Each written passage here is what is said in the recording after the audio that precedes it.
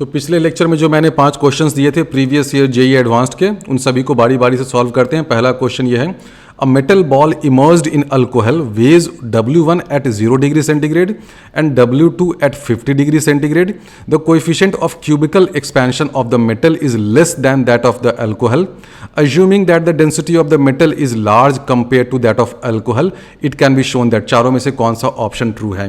अब क्वेश्चन में आपको दो चीज़ें दे रखी है। पहला तो ये दे रखा है कि जो कोएफिशिएंट ऑफ क्यूबिकल एक्सपेंशन है वो मेटल का कम है एज कंपेयर टू अल्कोहल, यानी कि gamma of alcohol is greater than gamma of metal. ये तो हम लोग पहले से भी जानते हैं, हमने बताया भी था कि जनरली लिक्विड का जो गामा होता है कोएफिशिएंट ऑफ वॉल्यूम एक्सपेंशन वो ज़्यादा होता है as compare to gamma of metals. साथ ही साथ ये भी दे रखा है कि density of metal is large compare to density of alcohol, यानी कि वो जो मेटल है वो सिंक कर जाएगा अल्कोहल में। तो पहले केस में जब 0 डिग्री पे ये मेटल वे कर रहा है W1, तो W1 को हम लोग देख सकते हैं कि जो उसका ट्रू वेट होगा उस मेटल का, यानी कि mg माइनस अपथ्रस्ट फोर्स। तो अपथ्रस्ट फोर्स कितना होता है? अपथ्रस्ट फोर्स होता है वेट ऑफ लिक्विड डिस्प्लेस्ड, यानी कि वेट ऑफ लिक्विड डिस्प्लेस्ड कितना हो जाएगा? मान लेते हैं कि वॉल्यूम ऑफ अल्कोहल डिस्प्लेस्ड है V1, इनटू कर दीजिए density of alcohol. Density of alcohol हम लोग ले लेते हैं सिग्मा इंटू जी। ये V1 क्यों लिखा है? ये है V1 volume of that metal at 0 degree centigrade, initial जो था। तो ये V1 क्या हो जाएगा? उसका मास है अगर m, तो V1 क्या हो जाएगा? m divided by ρ1। रो वहाँ पर रो है डेंसिटी ऑफ मेटल, तो V1 के बदले हम लोग लिख सकते हैं m बाई ρ1। तो लिख दो भाई, V1 के बदले m बाई ρ1 लिख दो। तो ये क्या हो जाएगा? ये पूरा पूरा हो जाएगा m, यहाँ आ जाएगा, यहाँ पर आ जाएगा सिग्मा बाई ρ1। अब इसी तरह W2 क्या हो जाएगा? सब कुछ सेम रहेगा, ये mg तो सेम रहेगा, मास तो चेंज करता नहीं है, तो उसका अपना एक्चुअल वेट, ट्रू वेट तो सेम रहेगा, माइनस हो जाएगा m इंटू यहाँ पे कर देते हैं सिग्मा 2, क्योंकि डेंसिटी अब चेंज करेगी ना लिक्विड की हीट होने के बाद, डिवाइडेड बाई ρ2 इंटू जी कर देंगे। और ये सिग्मा को भी हम लोग सिग्मा 1 लेंगे। सिग्मा 1 क्या हो जाएगा? Density of alcohol at 0 degree centigrade. ρ1 क्या है? Density of metal at 0 degree centigrade. तो जो भी 1 वाला नोटेशन है ना वो सब 0 डिग्री पे है, ओरिजिनल है। जो भी 2 वाला नोटेशन है वो 50 डिग्री सेंटीग्रेड पे है, हीट करने के बाद है। तो सिग्मा 2 हो गया density of alcohol at 50 degree centigrade, ρ2 हो जाएगा density of metal at 50 degree centigrade. तो अब आपसे क्वेश्चन में पूछा है कि W1 बड़ा होगा या W2 बड़ा होगा। तो आप देख रहे हैं दोनों को कंपेयर करके कि इसमें देखो mg इसमें भी है, mg इसमें भी है, तो कौन बड़ा होगा या कौन छोटा होगा सब कुछ डिपेंड करता है इस चीज़ पे, सिग्मा 1 बाई ρ1 और सिग्मा 2 बाई ρ2। इन दोनों में से जो बड़ा होगा और जो छोटा होगा उस पे डिपेंड करता है कि W1 बड़ा होगा या W2 बड़ा होगा। देख रहे हैं ना आप, देखो W1 का ये रिलेशन है, W2 का ये रिलेशन है, सब कुछ सेम है। देखो ये m सेम है, g सेम है, यहाँ m सेम है, यहाँ g सेम है, सब कुछ सेम है। बस दोनों रिलेशन में अंतर क्या है? इस सिग्मा 1 बाई ρ1 और सिग्मा 2 बाई ρ2 का अंतर है। ठीक है, तो इसको अब मैं 2 तरीके से करता हूँ। मुझे पता ये करना है कि सिग्मा 2 बाई ρ2 ये बड़ा है या सिग्मा 1 बाई ρ1 ये बड़ा है, कौन सा बड़ा होगा? इसको मैं बिना किसी न्यूमेरिकल कैलकुलेशन के कह सकता हूँ कि ये जो सिग्मा 2 बाई ρ2 है ना, सिग्मा इसमें क्या है? Density of alcohol. इसको लिख देते हैं, ये भाई ऊपर वाला ये है अल्कोहल का और ये नीचे वाला जो होता है ये है मेटल का। तो मैं ये कह सकता हूँ कि सिग्मा 2 बाई ρ2 ये छोटा होगा as compare to sigma 1 by ρ1। क्यों छोटा होगा? बहुत सिंपल लॉजिक है। देखो आप हीट कर रहे हैं तो हीट करने से दोनों की डेंसिटी घटेगी, उसमें तो कोई रोक टोक नहीं है, उसको तो कोई नहीं रोक सकता है। लेकिन ये जो अल्कोहल है उसका वॉल्यूम एक्सपेंशन ज़्यादा है, तो अल्कोहल ज़्यादा से एक्सपैंड करेगा। अल्कोहल ज़्यादा से एक्सपैंड करेगा तो उसकी डेंसिटी ज़्यादा घटेगी। तो जो सिग्मा है, सिग्मा क्या है? डेंसिटी ऑफ अल्कोहल, ये ज़्यादा घटेगा। रो भी घटेगा, डेंसिटी ऑफ मेटल भी घटेगा, लेकिन मेटल क्योंकि कम एक्सपैंड कर रहा है इसलिए उसकी डेंसिटी उतनी ज़्यादा नहीं घटेगी।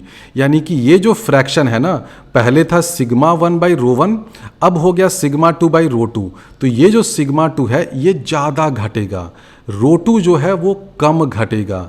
इसका मतलब सिग्मा 2 जो है न्यूमरेटर में है ये ज़्यादा घट गया एज कंपेयर टू सिग्मा 1, यानी कि sigma 2 by rho 2 this is less than sigma 1 by rho 1। अब आप देखिए कि इसके लेस देन होने से क्या फ़ायदा हुआ, फ़ायदा ये हुआ कि सिग्मा 2 बाई रो 2 ये छोटा है और माइनस के साथ है, तो माइनस में छोटा चीज़ है यानी कि W2 बड़ा हो जाएगा, यानी कि W2 will be greater than W1। तो आंसर इसमें ये हो जाएगा कि W1 is less than W2, ये वाला चीज़ हो गया। सिग्मा 2 बाई रो 2 है ये छोटा होगा as compare to sigma 1 by rho 1। क्यों छोटा होगा?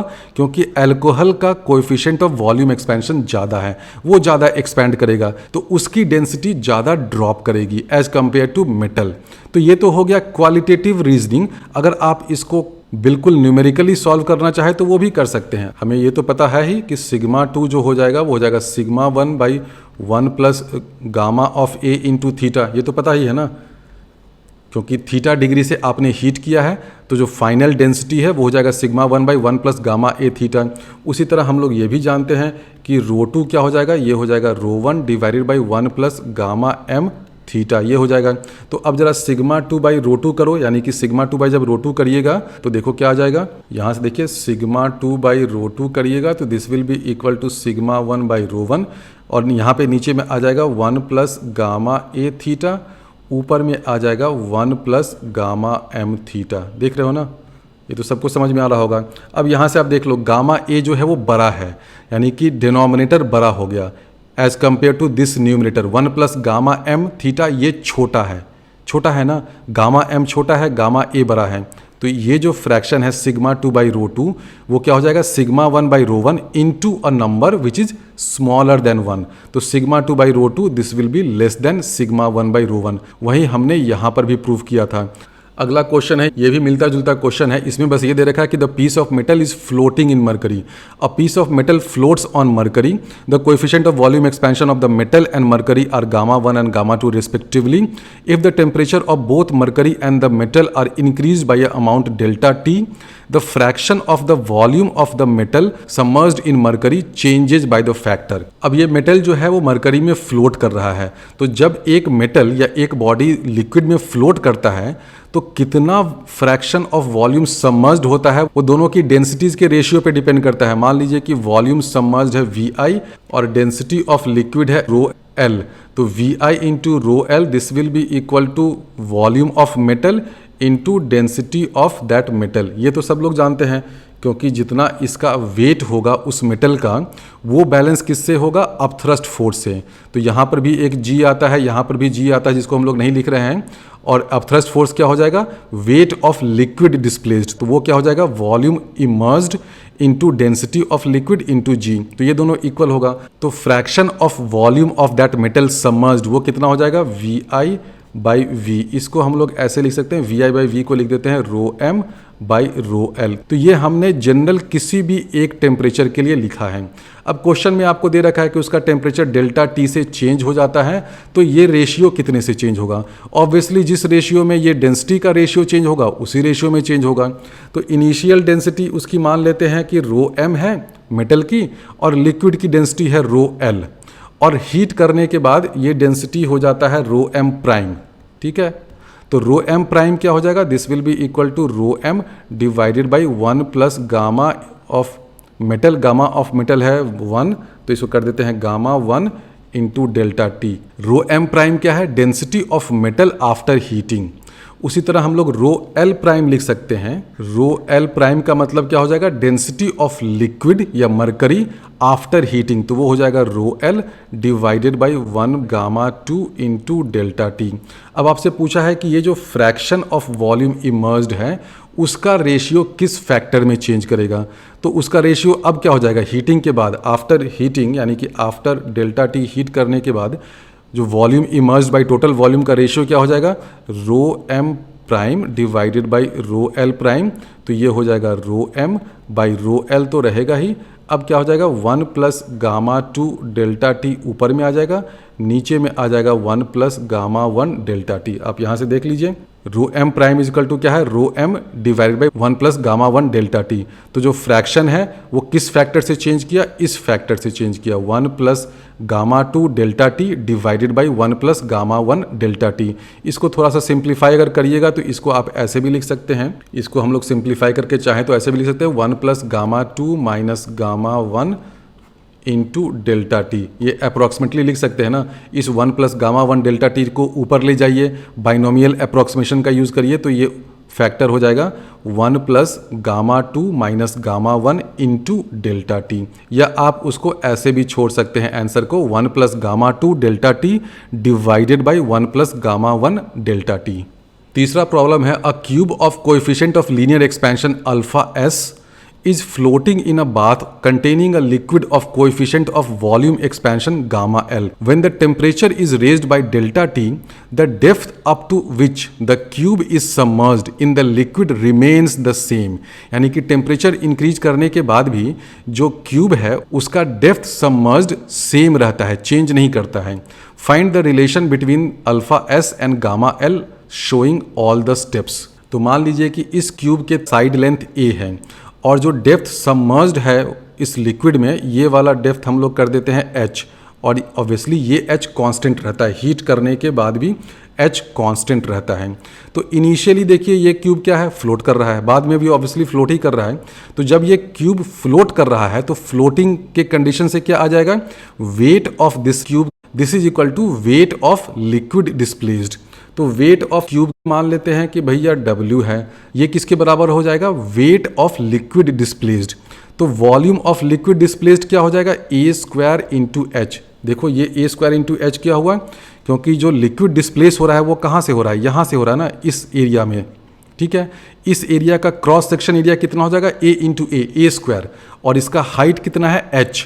तो वॉल्यूम ऑफ लिक्विड डिस्प्लेस्ड हो गया ए स्क्वायर एच। इसकी इनिशियल डेंसिटी ले लेते हैं रो एल, ठीक है, तो ये हो जाएगा मास इंटू कर देते हैं जी, तो ये हो जाएगा weight of liquid displaced initially, this is equal to weight of the body of this cube. ये हो गया इनिशियली।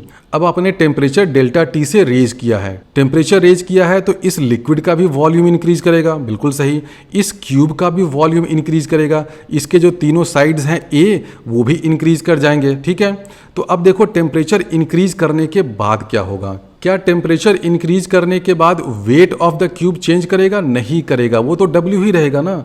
आप इस बॉडी के टेम्परेचर को कुछ भी चेंज करिए, इसका मास तो सेम रहेगा m, वेट इसका सेम रहेगा mg, इसका अपना वेट mg तो चेंज नहीं करेगा। तो जब हमने डेल्टा टी टेम्परेचर इंक्रीज किया तो इसका वेट अभी भी w है और अभी भी ये फ्लोट कर रहा है, और length of the cube submerged अभी भी h है।